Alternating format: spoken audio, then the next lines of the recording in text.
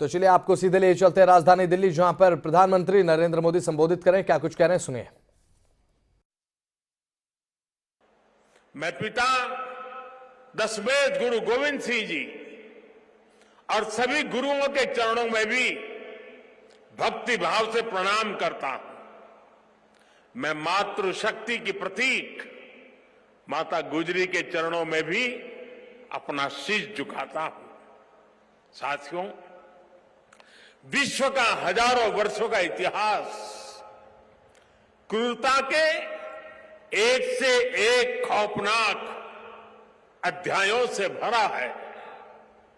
इतिहास से लेकर किंवदंतियों तक हर क्रूर चेहरे के सामने महानायकों और महानायिकाओं के भी एक से एक महान चरित्र रहे हैं।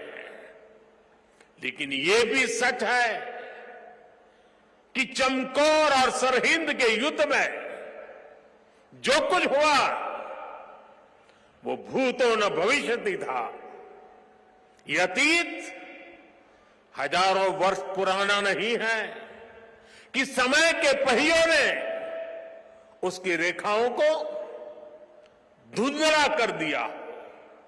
ये सब कुछ इसी देश की मिट्टी पर केवल 3 सदी पहले हुआ।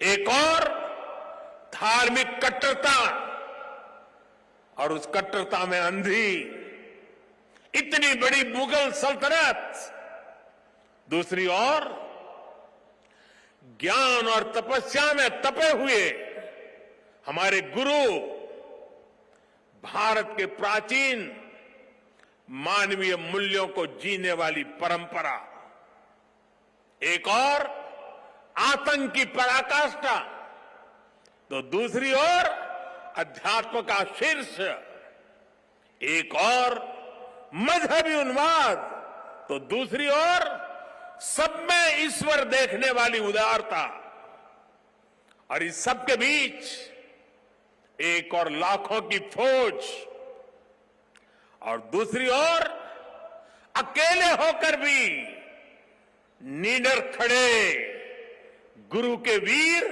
साहबजादे।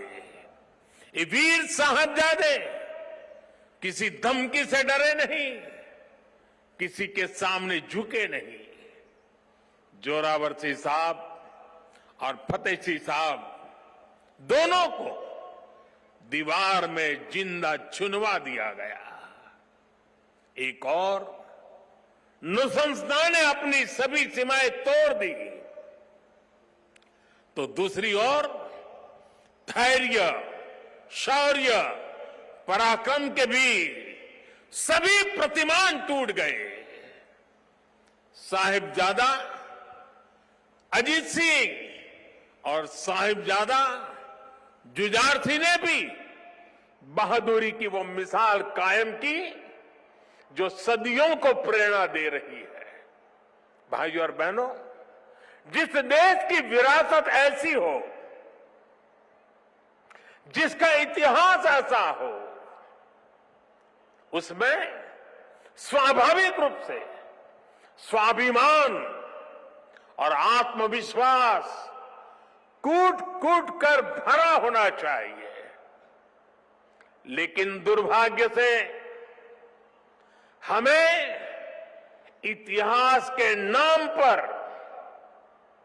वो गढ़े हुए नैरेटिव बताए और पढ़ाए जाते रहे, जिनसे हमारे भीतर हीन भावना पैदा हो। बावजूद इसके हमारे समाज ने, हमारी परंपराओं ने इन गौरव गाथाओं को जीवंत रखा। साथियों, अगर हमें भारत को भविष्य में सफलता के शिखरों तक ले जाना है, तो हमें अतीत के संकुचित नजरियों से भी आजाद होना पड़ेगा। इसलिए आजादी के अमृत काल में देश ने गुलामी की मानसिकता के मुक्ति का प्रण फूंका है। वीर बाल दिवस देश के उन पंच प्राणों के लिए प्राणवायु की तरह है। साथियों, इतनी कम उम्र में साहबजादों के इस बलिदान में हमारे लिए एक और बड़ा उपदेश छिपा हुआ है। आप उस दौर की कल्पना करिए, औरंगजेब के आतंक के खिलाफ, भारत को बदलने के उसके मंसूबों के खिलाफ गुरु गोविंद सिंह जी पहाड़ की तरह खड़े थे। लेकिन जोरावर सिंह साहब और फतेह सिंह साहब जैसे कम उम्र के बालकों से औरंगजेब और उसकी सल्तनत की क्या दुश्मनी हो सकती थी। दो निर्दोष बालकों को दीवार में जिंदा चुनवाने जैसी दरिंदगी क्यों की गई? वो इसलिए क्योंकि औरंगजेब और उसके लोग गुरु गोविंद सिंह के बच्चों का धर्म तलवार के दम पर बदलना चाहते थे। जिस समाज में, जिस राष्ट्र में उसकी नई पीढ़ी जोर जुल्म के आगे घुटने टेक देती है, उसका आत्मविश्वास और भविष्य अपने आप मर जाता है। लेकिन भारत के वो बेटे, वो वीर बालक मौत से भी नहीं घबराए। वो दीवार में जिंदा चुन गए, लेकिन उन्होंने उन आतताई मंसूबों को हमेशा के लिए दफन कर दिया। यही किसी भी राष्ट्र के समर्थ युवा का सामर्थ्य होता है। युवा अपने साहस से समय की धारा को हमेशा के लिए मोड़ देता है। इसी संकल्प शक्ति के साथ आज भारत की युवा पीढ़ी भी देश को नई ऊंचाई पर ले जाने के लिए निकल पड़ी है। और इसलिए अब 26 दिसंबर को वीर बाल दिवस की भूमिका और भी अहम हो गई है। साथियों, सिख गुरु परंपरा केवल आस्था और आध्यात्म की परंपरा नहीं है, ये एक भारत श्रेष्ठ भारत के विचार का भी प्रेरणा पुंज है। हमारे पवित्र गुरु ग्रंथ साहब से बड़ा इसका उदाहरण और क्या हो सकता है। इसमें सिख गुरुओं के साथ साथ भारत के अलग अलग कोणों से 15 संतों और 14 रचनाकारों की वाणी समाहित है। इसी तरह आप गुरु गोविंद सिंह जी की जीवन यात्रा को भी देखिए। उनका जन्म पूर्वी भारत में पटना में हुआ। उनका कार्यक्षेत्र उत्तर पश्चिमी भारत के पहाड़ी अंचलों में रहा और उनकी जीवन यात्रा महाराष्ट्र में पूरी हुई। गुरु के पंच प्यारे भी देश के अलग अलग हिस्सों से थे। और मुझे तो गर्व है कि पहले पंच प्यारों में एक उस धरती से भी था, द्वारिका से, गुजरात से, जहां मुझे जन्म लेने का सौभाग्य मिला है। व्यक्ति से बड़ा विचार, विचार से बड़ा राष्ट्र, राष्ट्र प्रथम का ये मंत्र गुरु गोविंद सिंह जी का अटल संकल्प था। जब वो बालक थे तो ये प्रश्न आया कि राष्ट्र धर्म की रक्षा के लिए बड़ी बलिदान की जरूरत है। उन्होंने अपने पिता से कहा कि आपसे महान आज कौन है, ये बलिदान आप दीजिए।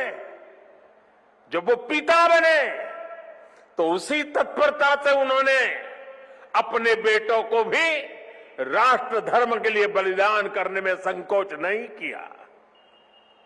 जब उनके बेटों का बलिदान हुआ तो उन्होंने अपनी संगत को देखकर कहा, 4 मुए तो क्या हुआ, जीवत कई हजार। अर्थात मेरे 4 बेटे मर गए तो क्या हुआ, संगत के कई हजार साथी, हजारों देशवासी मेरे बेटे ही है। देश प्रथम, नेशन फर्स्ट को सर्वोपरि रखने की ये परंपरा हमारे लिए बहुत बड़ी प्रेरणा है। इस परंपरा को सशक्त करने की जिम्मेदारी आज हमारे कंधों पर है। साथियों, भारत की भावी पीढ़ी कैसी होगी, ये इस बात पर भी निर्भर करता है वो किससे प्रेरणा ले रही है। भारत की भावी पीढ़ी के लिए प्रेरणा का हर स्रोत इसी धरती पर है। कहा जाता है कि हमारे देश भारत का नाम जिस बालक भारत के नाम पर पड़ा, वो सिंहों और दानवों तक संहार करके थकते नहीं थे। हम आज भी धर्म और भक्ति की बात करते हैं तो भक्तराज प्रहलाद को याद करते हैं। हम धैर्य और विवेक की बात करते हैं तो बालक ध्रुव का उदाहरण देते हैं। हम मृत्यु के देवता यमराज को भी अपने तप से प्रभावित कर लेने वाले नचिकेता को भी नमन करते हैं, जिस नेत्री नचिकेता ने बाल्यकाल में यमराज को पूछा था, व्हाट इज डेथ, मृत्यु क्या होता है।